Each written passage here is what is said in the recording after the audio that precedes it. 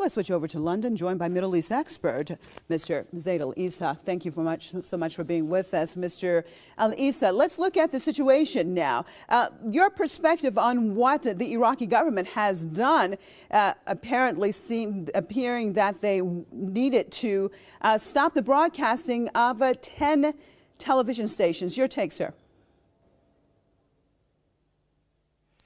Yeah, this decision, I can say in all honesty, has been long overdue, and it is high time, considering the highly volatile and highly precarious situation and the sharp deterioration in the security situation, to actually ban or revoke the license of those channels which have been openly and explicitly calling for, demanding and encouraging the insurgents to take up arms against security forces, and has been clearly backing up, supporting and throwing their weight behind the Al-Qaeda in Iraq, and also behind Mr. Al-Issa, let me jump in here. Can you hear me? Let me just jump in here, because we know, being of course Press TV and how we are blocked from satellites now all across the world.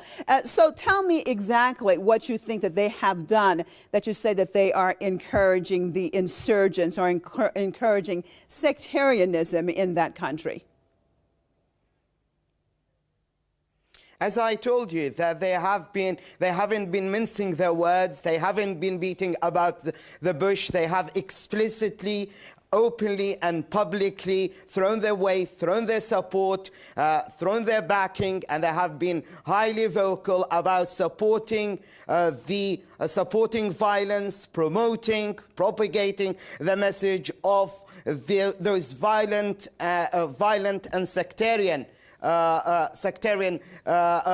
movements like Al-Qaeda and the Ba'athist, and glorifying and giving the incentive and the impetus for them to take up arms against the security forces, justifying those acts of terrorism that have been taking place in Iraq. But what I find highly suspicious, and I would say inexcusable and indefensible, that the Iraqi government has not actually including the Al Arabiya TV channel, which has actually in many ways rivaled, not only rivaled, but have surpassed and even surmounted the Al Jazeera in its wholehearted support and emphatic backing to pursuing Saudi Arabia's government agenda. So why do you think that that's the case? Why do you think that's the case, Mr. Al-Issa? And instigating violence in Mr. Iraq. Al-Issa, you said that you're wondering why the Iraqi government did not include Al Arabiya.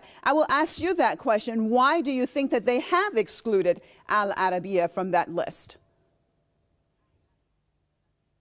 I think it's part and parcel of the appeasement strategy that the Iraqi government has pursued towards Saudi Arabia, and turning a blind eye towards the sectarian, the ramping up of the sectarian rhetoric and the ratcheting up of the sectarian tension in Iraq, and openly and publicly inciting, encouraging the Sunnis to take up arms against the Iraqi government, accusing it of discriminating against the Sunnis, and also throwing their weight behind the protests which have been used and exploited by Al-Qaeda, who are now clearly appear to be part and parcel of Jabhat al-Nusra in Syria, which has been openly and publicly supported, financed and armed, and also paid salaries by Saudi Arabia